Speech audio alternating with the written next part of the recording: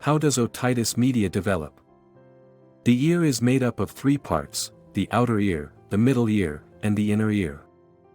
Otitis media is an infection that occurs in the middle part of the ear, which is the space located just behind the eardrum. For the eardrum to vibrate properly and allow us to hear clearly, the air pressure on both sides of it must be equal.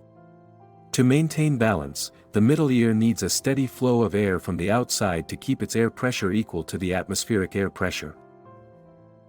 This balance of air pressure is facilitated by a narrow passage called the eustachian tube, which connects the middle ear to the back of the nose, nasopharynx.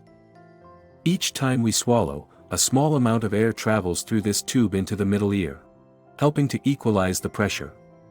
This process ensures that the middle ear has the right amount of air for normal eardrum function. However, problems arise when this airflow is disrupted.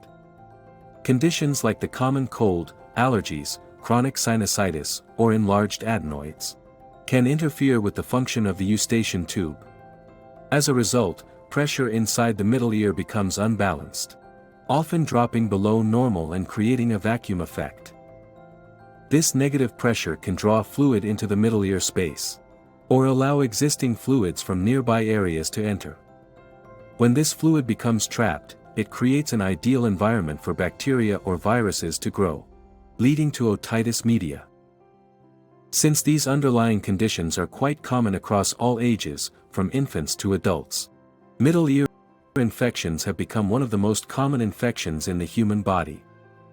In infants, especially those younger than 6 months, otitis media is even more likely to develop, because their eustachian tubes are more horizontally aligned.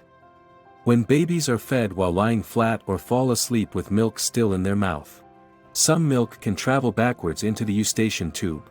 This becomes easier due to the horizontal alignment of the eustachian tube. As a child grows, the angle of the eustachian tube becomes more slanted, due to the increasing size and shape of the head, improving drainage and reducing the risk of infection. In children, the leading cause of middle ear infections is enlarged adenoids, which can block the eustachian tube and trap fluid. In adults, on the other hand, the most common cause is the common cold, which leads to inflammation and congestion that affect the tube's function. To know more about middle ear infections, you can check out our article, Otitis Media, Middle Ear Infections. Link in the description. Stay healthy. Stay happy.